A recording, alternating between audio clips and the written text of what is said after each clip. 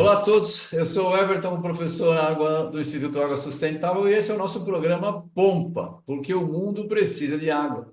E eu tenho o prazer de trazer para vocês dois dos os primeiros autores de um artigo que causou um barulho aí na comunidade científica e até extravasou para fora da comunidade científica, o que é muito bem-vindo, porque artigo científico, quando muita gente lê, é mais satisfação para os autores, né? Então vamos lá, eu vou trazer para vocês aqui o José Gessilan Souza Mota Ochoa. Ele é doutorando no programa de pós-graduação de Engenharia Hidráulica e Saneamento da Escola de Engenharia de São Carlos, em São Paulo. Em São Carlos, em São Paulo. Ele é graduado em Civil pela Universidade do Ceará e Engenharia Generalista pela École Centrale de Lille, na França. E o Paulo Tarso Sanches de Oliveira, que não é meu parente. A nossa família é grande, né, Paulo? É. Ele é doutor em Ciências, Engenharia Hidráulica e Saneamento pela Escola de Engenharia de São Carlos, Universidade de São Paulo. Tem pós-doutorado também em São Carlos e na Auburn University, no Alabama. Atualmente ele é professor na Federal de Mato Grosso e na Escola, de São Carlos também.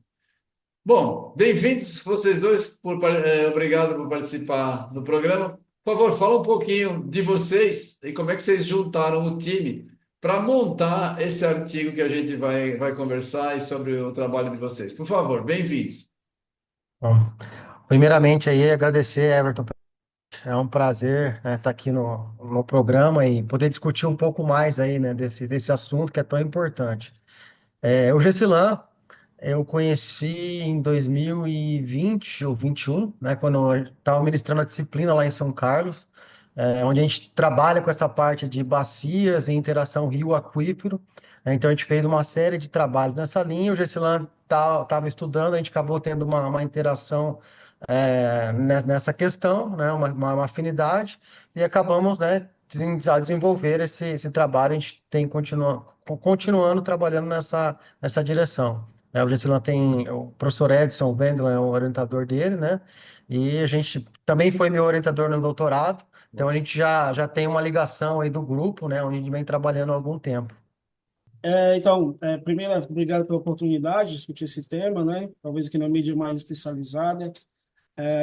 Meu orientador é o professor Edson, na Escola de São Carlos, e meu orientador é o professor Paulo, né? E a gente tentou montar um time aí de cientistas que entendem sobre essa questão de relações entre rios e aquíferos, né? E aí a gente acabou vendo esse trabalho do professor Scott Iaseco, da Universidade da Califórnia, em Santa Bárbara, e falamos assim, talvez é uma grande oportunidade de replicar a metodologia no Brasil, adaptando para as condições brasileiras, né? E aí a gente contatou o professor Yang Fan também, o professor Didier, da Unesp, o professor também Meira, da Universidade, Colorado. Universidade de Colorado, e a gente montou esse time para tentar estudar essas relações entre rios e aquíferos no Brasil. Muito bom, muito bom. Então vamos falar. Deixa eu, antes de mais nada, agradecer novamente e dar os parabéns para vocês emplacarem um artigo na Nature primeiro, né? Que já é um grande mérito em si.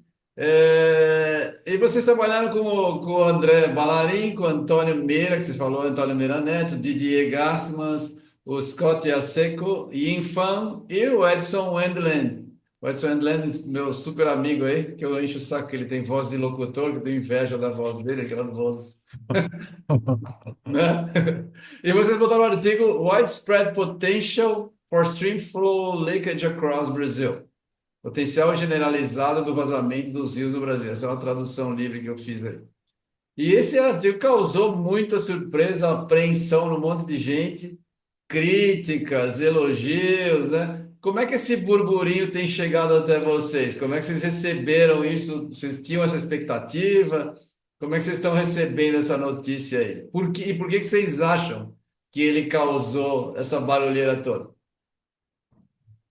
Bom, na minha opinião, eu não esperava tanto alvoroço assim, né, nesse trabalho. Eu acho assim que é um trabalho importante, mas a gente não esperava que ia ter uma visibilidade tão grande na mídia, né?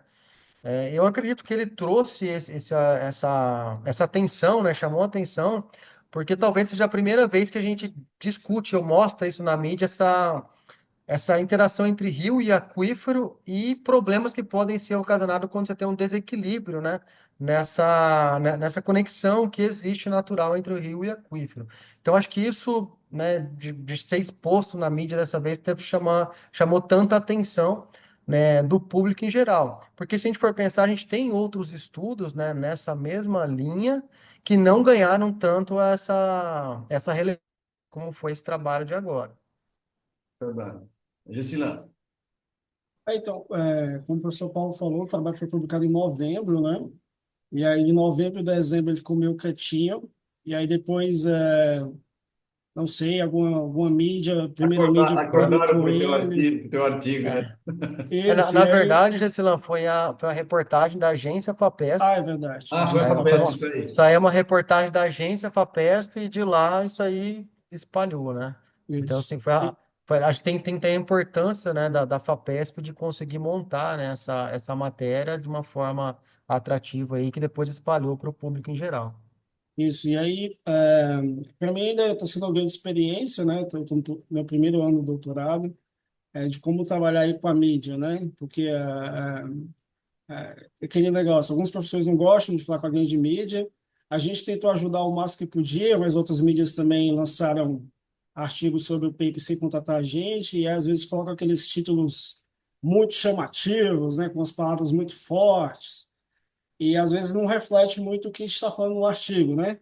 E aí talvez aqui seja uma boa oportunidade de falar com uma mídia um pouco mais especializada para a gente entender o que é que realmente está no artigo e o que é que está saindo na grande mídia, né? É exatamente essa ideia. A grande mídia é aquela história. Notícia do cachorro mordeu o dono não existe. Agora, o dono mordeu o cachorro, sai, né? Então, É verdade. então o pessoal quer chamar atenção. É bem isso. Eu também li várias matérias que saíram do artigo, dei uma olhada para estudar uma outra matéria de vocês. Saem umas coisas esquisitas, é verdade. Você vê que tem uma pessoa que leu, talvez leu só o abstract, né? E olhe lá, né? E já colocou adiante, foi bem por aí. Então, uma pergunta para vocês. O estudo utiliza alguns critérios específicos, né, para selecionar os 17.972 postos que foram analisados e a distância de 1 quilômetro do rio, né, com a profundidade máxima de 100 metros. Esses foram os parâmetros que vocês usaram para fazer a qualificação do material que vocês estavam usando. Qual que é a justificativa hidrológica para esse limiar de distância? E como é que os critérios utilizados garantem uma conexão hidráulica significativa entre poços e os rios próximos? Como é que vocês abordaram a incerteza, né? Claro, trabalhando com o modelo, a incerteza inerente na determinação de aquíferos confinados ou não confinados com base nesses dados? Vocês podem abrir, como aqui vai ter um monte de hidrogeólogo, vocês podem abrir o coração para a qualidade dos poços que vocês pegaram nos bancos de dados, que eu conheço bem. Tem vários poços duvidosos lá, né? Vamos lá. É, Tá, então, antes do Gessilã entrar, né, nos detalhes do trabalho, acho que é importante, né, a gente ficar claro que esse é um trabalho em escala nacional. A gente é praticamente continental, então é difícil você ter um nível de detalhamento, né, como a gente vai fazer às vezes numa bacia ou algo, né, menor. Então, várias simplificações foram realizadas, né, para conseguir fazer um trabalho desse tipo. Então, o Gessilane vai explicar agora um pouco mais detalhado, né, como a gente foi feito essas escolhas, mas é importante a gente sempre pensar na escala do trabalho.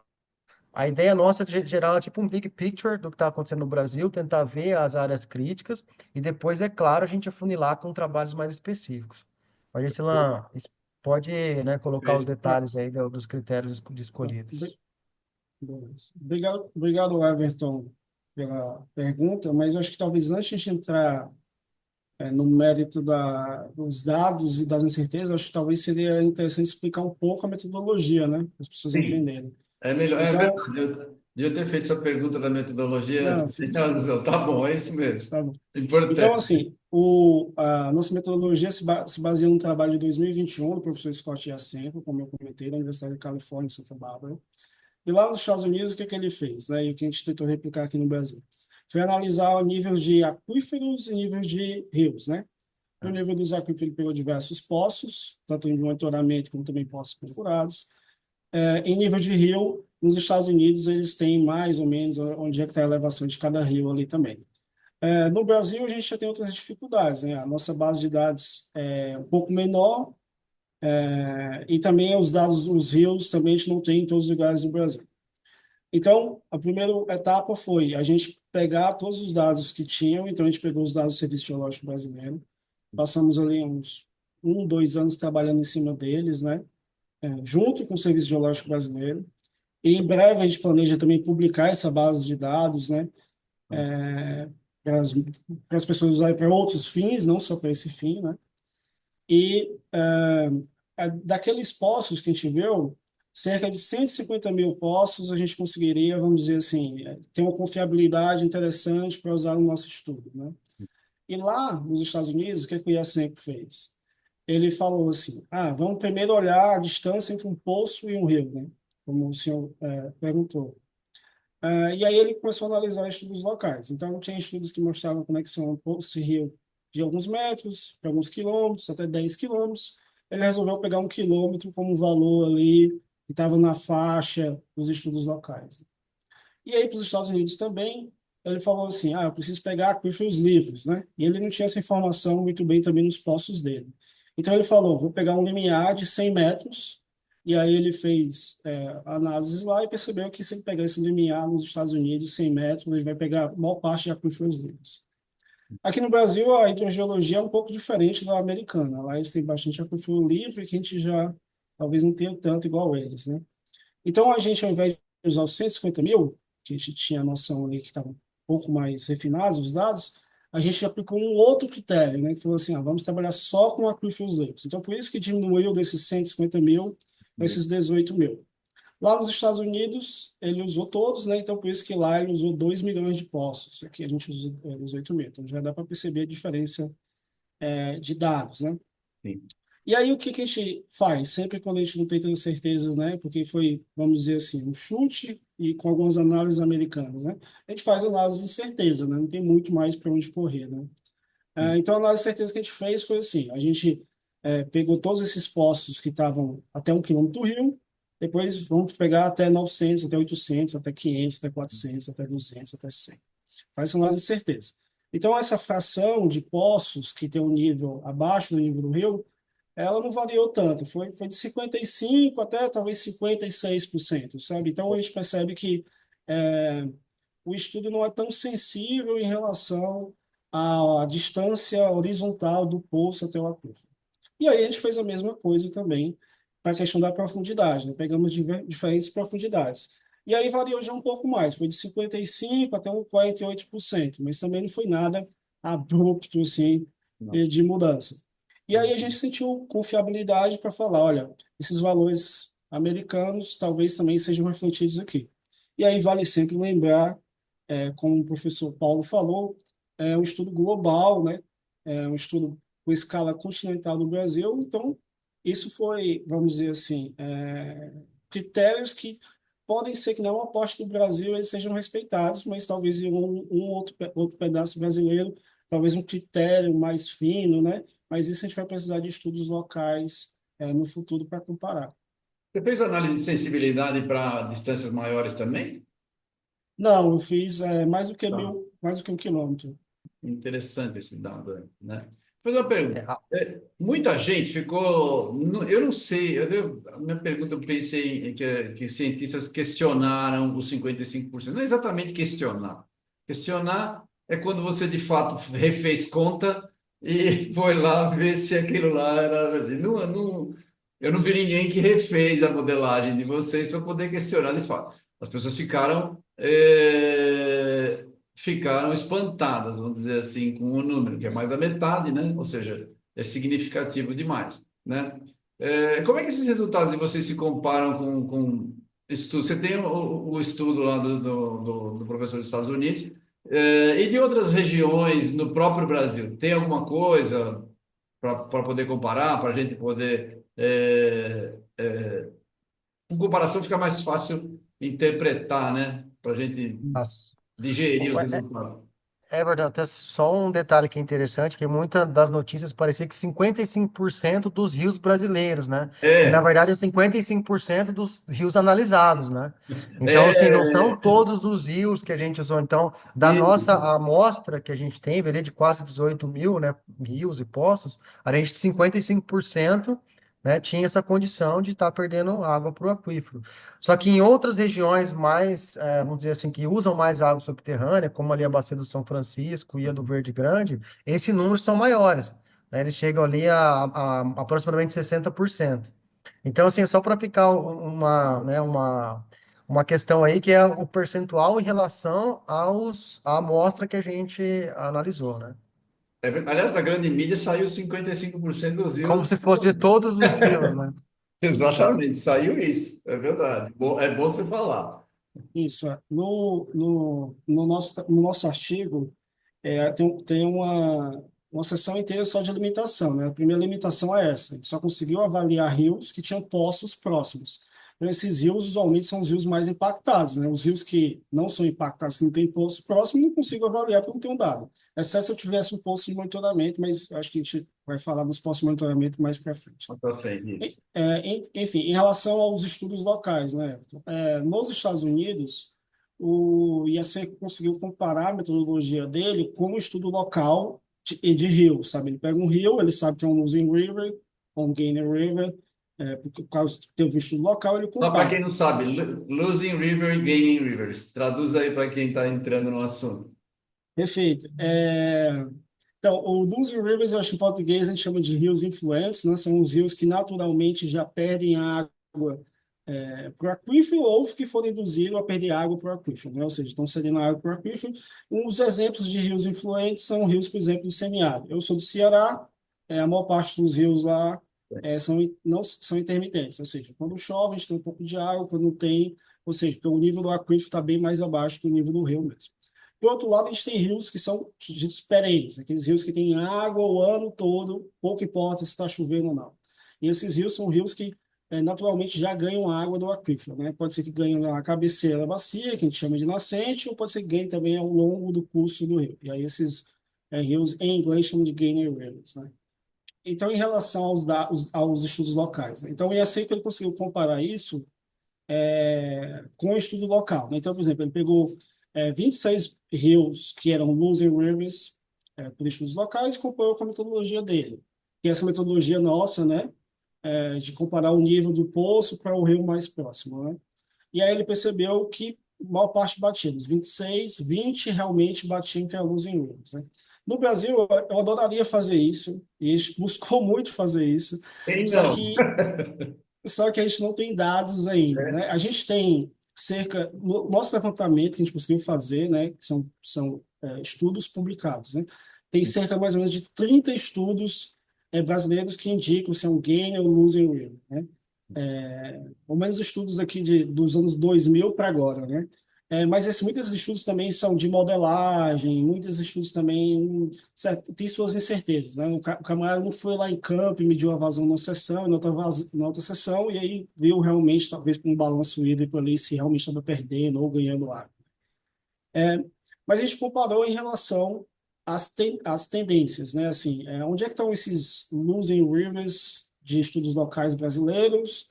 E eles realmente estão mais ou menos também nos locais onde está indicando, sabe? Mas a gente não conseguiu comparar de igual para igual.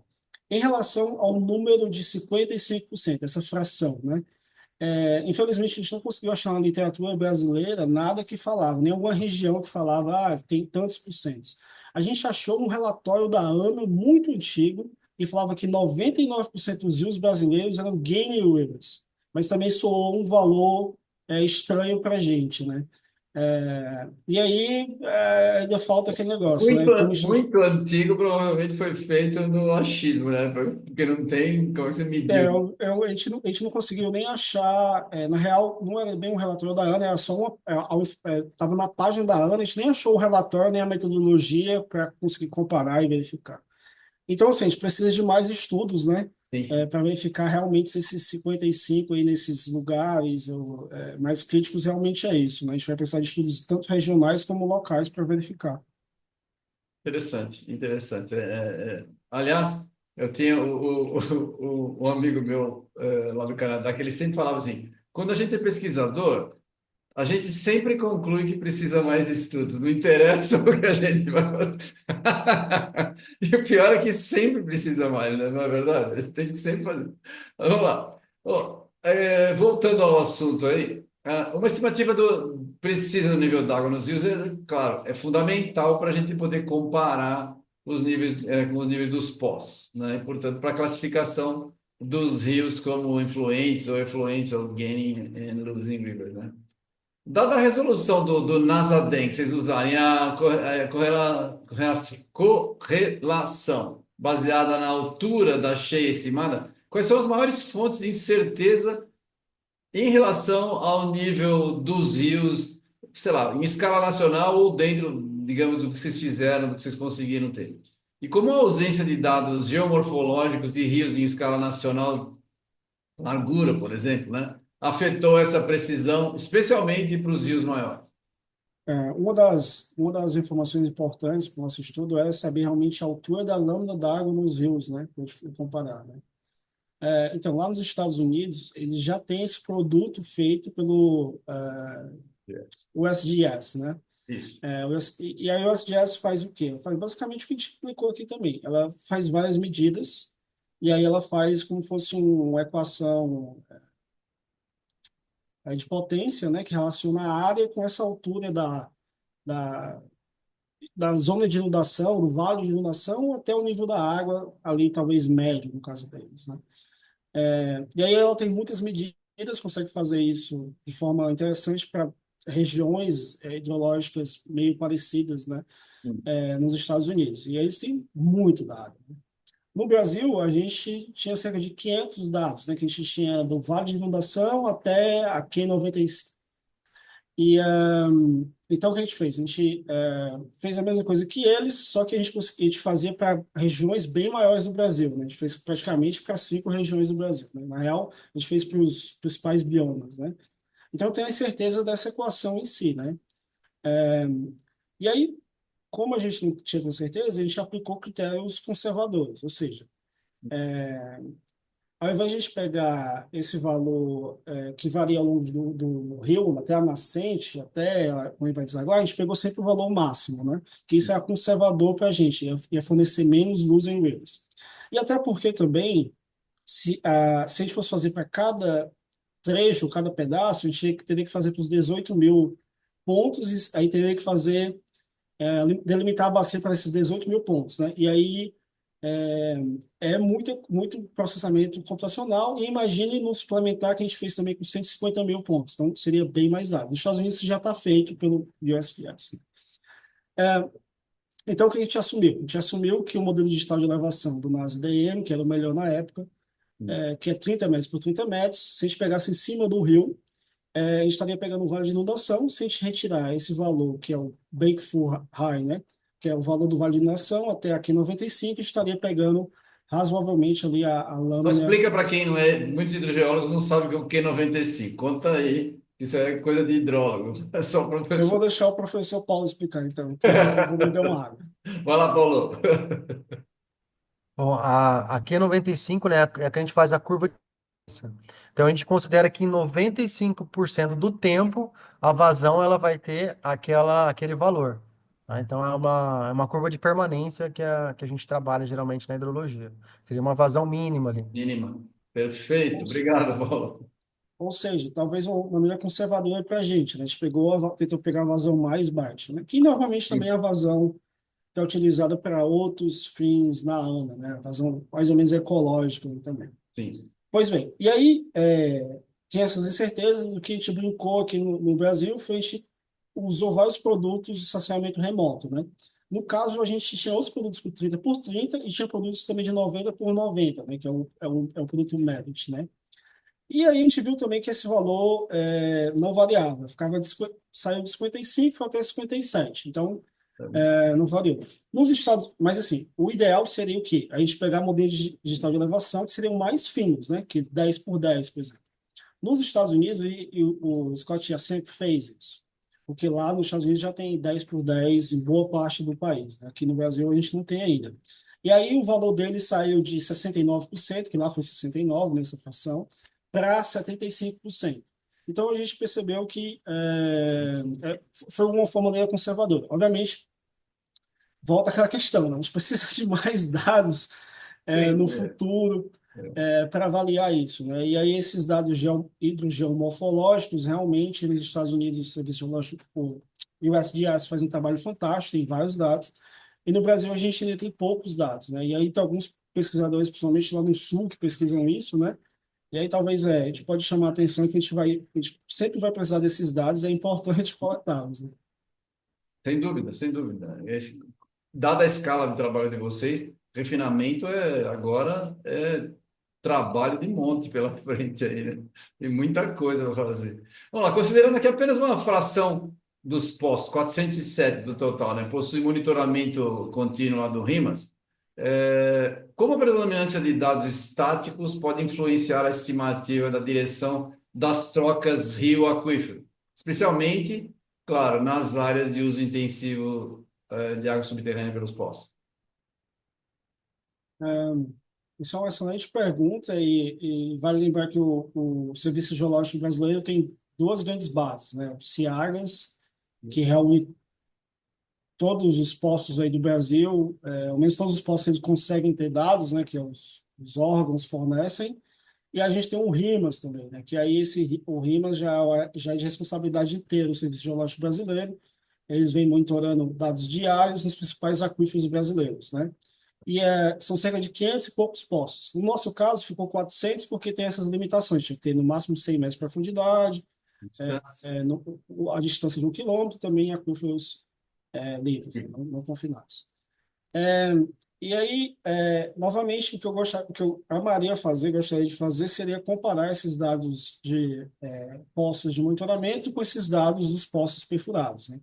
O Scott Jacek conseguiu fazer isso lá nos Estados Unidos. Ele percebeu realmente que esse range, né, essa variação do poço de monitoramento está dentro da faixa ali dos poços perfurados. Inclusive, ele fez um estudo localizado para a Califórnia, né? E aí, nos Estados Unidos, algumas regiões têm bastante poço de monitoramento. Então, ele pegou cerca de 10 mil poços de monitoramento e pegou cerca de 20 mil poços perfurados na Califórnia. E aí ele verificou se tinha diferença na fração de poços que estão abaixo do nível do rio, né? E ele percebeu que varia muito pouco, varia de tipo 80% até 70% lá na Califórnia. Aqui no Brasil, a gente conseguiu fazer isso só em escala nacional, né? Se a gente pega só o RIMAS e pega só o CIAGAS, dá basicamente a mesma coisa, em torno de 55 mesmo. Mas é uma comparação, né? Os dados não são bem parecidos, a gente adoraria fazer essa comparação, né? Então, é uma limitação do trabalho. Os Estados Unidos têm bem mais postos de monitoramento, né? Só a USGS tem 18 mil postos que eles monitoram. Aqui no Brasil, a gente tem 500, né? Mas vale lembrar que o Serviço Geológico Brasileiro está desenvolvendo aí, né, mais postos e na última vez que eu conversei com eles também, eles estavam até vendo a possibilidade de incorporar postos de universidades, né? O professor Edson, que tem monitorado 23 postos há mais de 20 anos também. Então, são tipo dados que poderiam ser incorporados, né? Esses 500, infelizmente, ainda são poucos dados à magnitude do trabalho, né? E da magnitude da escala do trabalho. País também, é isso mesmo. Deixa eu fazer uma pergunta. Agora, essa é a pergunta que está todo mundo esperando, pelo jeito. Que é dado o resultado de uma prevalência tão alta de rios influentes, né, que são os rios, os losing rivers, que estão perdendo água para o aquífero, quais são as implicações mais urgentes para a gestão integrada de recursos hídricos no Brasil? Como esse achado deve informar políticas e práticas relacionadas a outorgas de uso de água subterrânea e superficial, particularmente em regiões já sob estresse hídrico ou com expansão agrícola? Essa pergunta é importante, porque a reação imediata que a gente vê é mandar proibir o uso de água subterrânea, que é a solução mais drástica e menos inteligente possível, né? Como se fosse possível parar de usar água subterrânea. Então, como é que vocês enxergam isso daí? Vocês estão trabalhando, estão enxergando essa big picture aí? Bom, eu acredito que primeiramente, né, como você bem colocou, não tem como a gente parar de usar água, né? A gente precisa de água e vai cada vez precisar Mas, mais. Se a gente for é, produzir alimento, abastecimento humano, extensão de animais, então a gente vai precisar de água, né? Eu até comentei numa outra reportagem que a gente fez, se a gente observar, quase todas as cidades, a gente vai precisar de abastecimento humano. A gente vai está cada vez usando mais água de bacias mais distantes, né? Quando é superficial, por conta de qualidade e quantidade. Então, o uso de água subterrânea ele tem ficado sendo de forma estratégica nessas cidades por conta de distribuição e qualidade da água. Então, a gente vê um aumento desse em áreas urbanas e da mesma forma em áreas rurais, né? A gente comparando com outros estado bastante os Estados Unidos, a gente usa ainda muito pouco água subterrânea quando a gente compara, às vezes, com os Estados Unidos, né? E a gente tem um potencial enorme ainda de irrigação e uso dessa água. Então, acho que como bem foi colocado, a gente teve aí esse big picture, essa grande visão geral, né, dessas áreas mais críticas. E o que a gente ressalta, né, no estudo, e também a gente vem comentando, é a necessidade de visualizar a água como um todo, né, a água superficial e subterrânea. Então, por exemplo, se eu tenho áreas mais críticas, quando eu for perfurar novos poços, que sejam feitos estudos, né, para mostrar qual que é o impacto nos vizinhos e também na água superficial. Então, o que a gente fala é isso, é somente assim, a gente ter critério, né, na perfuração e na expansão dessas áreas, porque a gente acredita que a gente tem um potencial ainda muito grande dessa água, que é tão importante aí para o desenvolvimento do Brasil. Né? Então, a gente é, suporta isso, né? A gente acha que tem que crescer, mas aí com uma forma bem projetada e consciente, né? Essa é a ideia, é o que a gente vem alertando aí nos nossos trabalhos. concordo totalmente. Gisela. Essa visão, né, de como a gente consegue expandir a agricultura de uma forma sustentável é uma visão engraçada que a gente conversa muito com americanos, né? Porque os americanos lá eles já estão começando a ter problemas de Eles segurança. praticamente já mataram o Galala, né? Então agora eles têm que. Isso. E aí, quando a gente mostra aqui no Brasil o potencial, os caras ficam, cara, assim, realmente loucos, né? Como é do Brasil tem potencial de expandir a agricultura irrigada de maneira sustentável, né? Ao menos do ponto de vista da água, né? Então, eu acho que é isso que o professor Paulo falou, mas assim, depois entra as decisões políticas e estratégicas, né? E aí, por exemplo, posso dar um exemplo de um estudo americano da professora Bridget Scanlon, né? Que veio ao Congresso de Águas Subterrâneas, organizado pela ABAS, o último, né? E ela, nesse congresso, ela falou um estudo assim, vamos avaliar a questão dos aquíferos ali na região do Arizona, Califórnia e do Mississippi, né? E aí, os caras consomem muita água no Mississippi, mas o nível da água não baixa. E aí, fala assim, por que que não baixa? Aí ela percebeu que é aquela questão da fração de captura, né? Seria o capture em inglês, né? Que é essa fração que, na real, o poço ali, por ter a rede de drenagem tão densa, ele está pegando boa parte da água, uma fração grande da água, talvez dos rios, e não do aquífero em si, né? Mas aí você pode pensar, assim, todo problema complexo, né, tem uma resposta clara, simples e errada, né? E Exatamente. aí, e aí você pensa assim, vamos plantar no Mississippi. E aí ela levanta as discussões da agricultura. Fala assim, olha, o Mississippi tem muita água, então tem períodos que você não consegue plantar. O Mississippi tem fungo, o Mississippi tem sei o quê.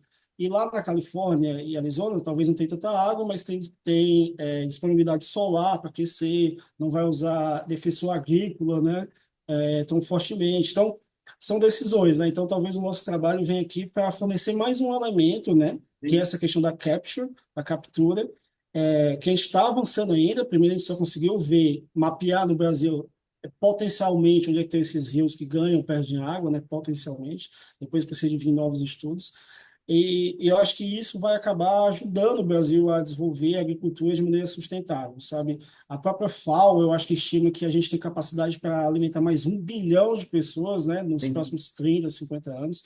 Então, eu acho que o Brasil ainda tem muito o que crescer, e se a gente crescer de maneira sustentável, vai ser ideal para todo mundo, né? Para a economia, para a população, para a segurança alimentar e etc. Concordo com vocês. E agora, muita gente, né, vai olhar o artigo de vocês e falar: opa, Eu também quero aparecer, né? Porque chamou tanta atenção. Então, que pesquisas adicionais ou validações de campo poderiam fortalecer o trabalho de vocês? Porque aí tem muito trabalho de formiguinha, de pesquisa adicional para ser feito nisso daí, que certamente mais gente pode fazer gerando informação. E se vocês têm planos para refinar a metodologia, né? E conduzir mais estudos, ainda mesmo em nível regional. É, é importante assim destacar, né, que esse trabalho, né, o Gessilan, quando fez, ele teve um trabalho árduo aí na coleta dos dados, no processamento até chegar nesse estudo final, né? O Gessilano colocou ali, e muitas vezes as pessoas não leem, mas só de um arquivo suplementar, acho que são 56 páginas, eu acabei de verificar aqui. Então foi feita uma série de análises de sensibilidade, essa parte de incerteza, ele explorou muito bem. Então acho que cada um desses potenciais, né, de incerteza são coisas que a gente pode estar melhorando no trabalho, né, e refinando. É importante também deixar claro que a gente já fez alguns outros estudos nessa mesma linha. Tem um que a gente fez de área efetiva, aonde a gente faz o balanço hídrico dessas bacias e verifica esse balanço ele difere da área efetiva da bacia. E a gente mostra as bacias que ganham e perdem água, né? E a gente estudou quais são as características físicas dessas bacias que perdem e as que ganham água. E é interessante que esse trabalho corrobora, são os mesmos locais onde o Gessilan viu que perde e ganha água. Então, assim, o estudo dele ele vem corroborando com outros, tá? Inclusive, né, Gessilan, com a parte de sensoramento remoto. Quando a gente compara, por exemplo, com dados do Grace, que mostram, né, a variação, né, de água na superfície terrestre, onde está diminuindo, são os mesmos locais também que a gente observa essas bacias que estão perdendo água. Então, assim, a gente já tem essa estrutura. O Gessilan, ele vem agora estudando aí no doutorado essa questão mais de modelagem, que a gente vai trabalhar com ParFlow, né, e tentar entender isso. E a gente está trabalhando também, Everton, num estudo agora, que a gente está fazendo projeções. A gente está fazendo projeções de aumento de perfuração de poços para verificar como isso pode ser intensificado, como as regiões podem intensificar ou não essa variação, né? Então, esse é um estudo também que a gente está direcionando, né, nessa linha mais de modelagem, usando mais as projeções de aumento de extração de água subterrânea. Muito bom. Estudos locais, eu acredito que o Gessilan tem vários exemplos aí. Acho que o Ribeirão da Onça é um grande exemplo, Gessilan. O que Sim, você pode comentar, né, com essa parte certo. mais local de estudos que a gente está fazendo de interação rio-aquífero. Pode falar, Gisela. Isso. Então, aqui na Escola de Engenharia de São Carlos, né, a ideia do professor Edson, aí, ao longo de toda a carreira dele, é sempre a gente fazer, talvez, esses estudos assim mais maiores, casos maiores, mas também fazer estudos físicos com bacias pequenas para a gente verificar. E aqui, ele tem uma bacia que a gente monitora que chama Ribeirão da Onça, que fica numa área de afloramento do Aquífero Guarani. Ele monitora desde 2004. Então, vai mais de 20 anos aí de dados de monitoramento. Então, tudo que a gente imaginar de metodologia nova que a gente consegue trazer para o Brasil, a gente aplica lá.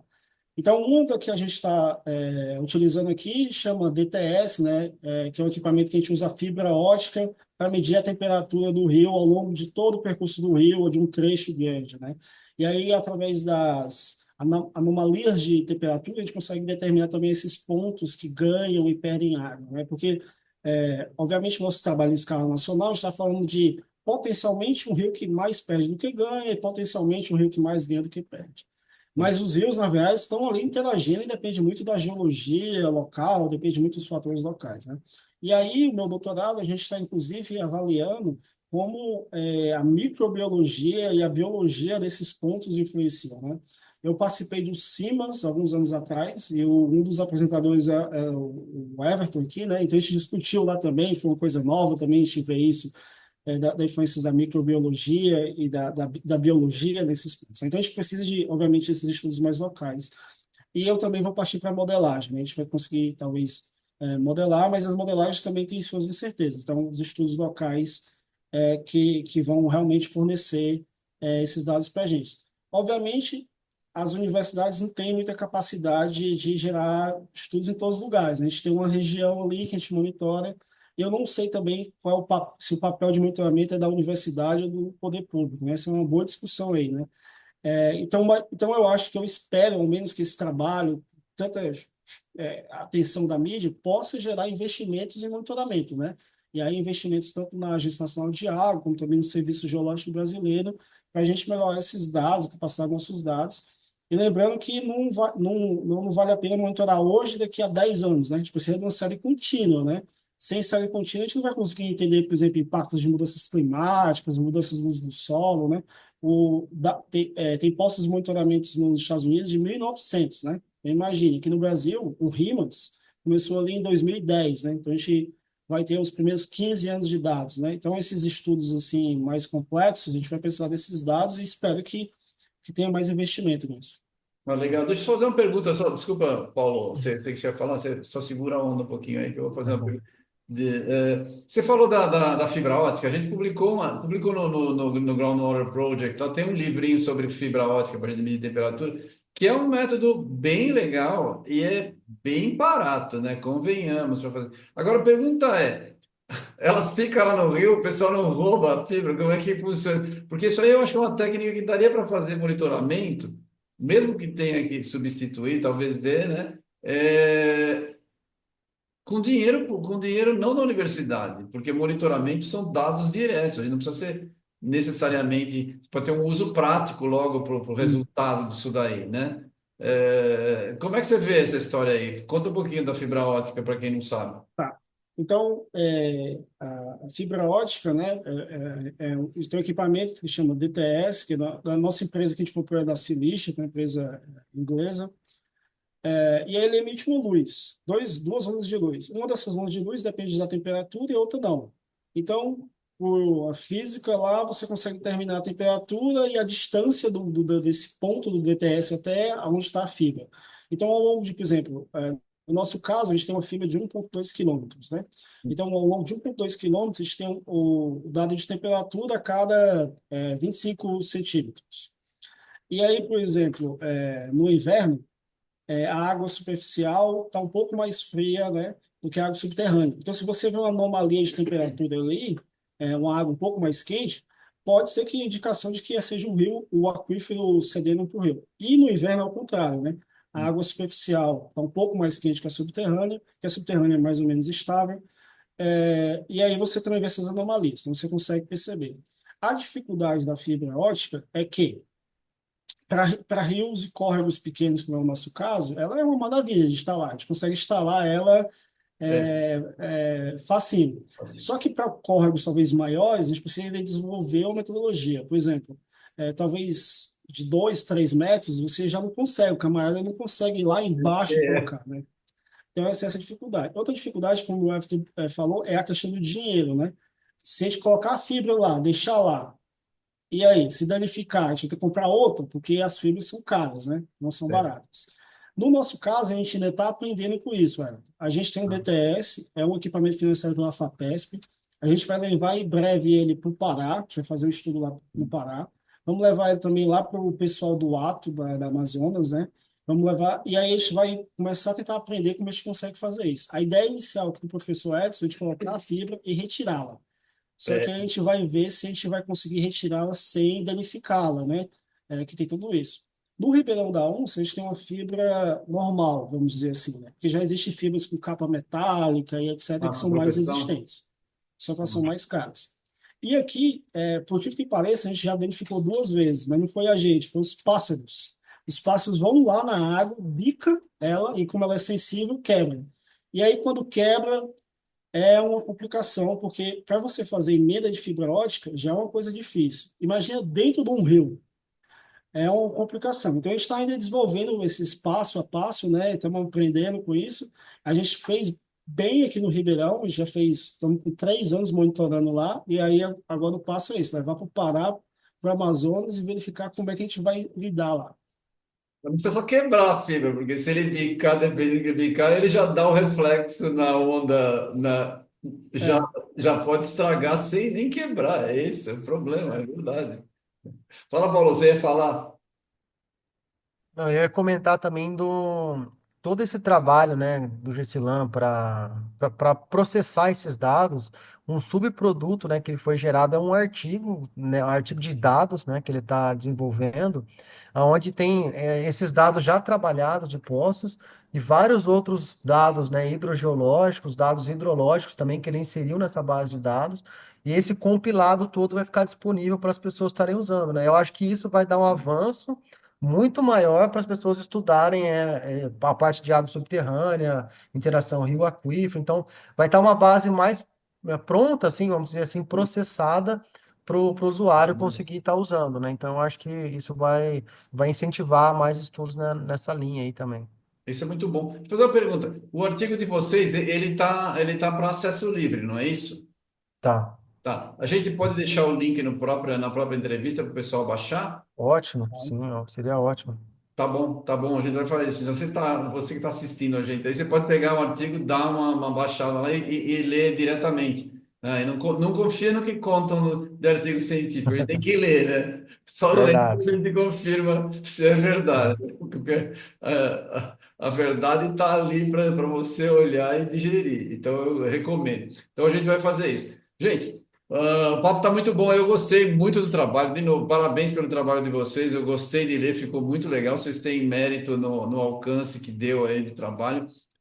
Quando vocês tiverem novidade, é só avisar. A gente apresenta aqui. É importante divulgar esse tipo de material. Por favor, façam suas considerações finais.